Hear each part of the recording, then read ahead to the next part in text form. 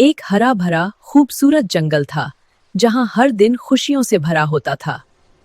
यहाँ सब जानवर एक खानदान की तरह रहते थे।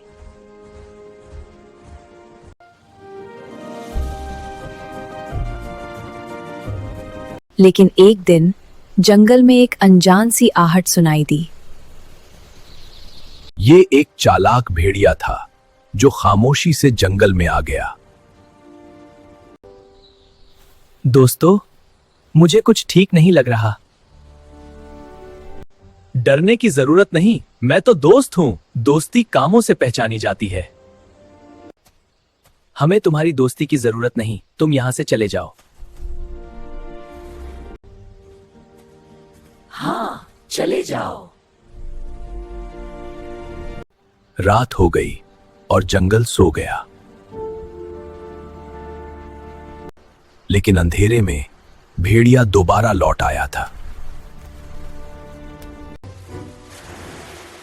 अरे, ये क्या हो गया? दोस्तों, मिलकर रहेंगे तो महफूज रहेंगे।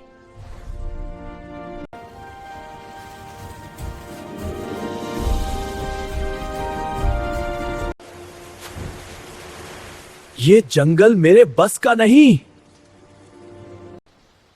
भेड़िया भाग गया और वापस ना आया। जंगल एक बार फिर खुशियों से भर गया। सबक, समझदारी और दोस्ती हर मुश्किल को आसान बना देती है।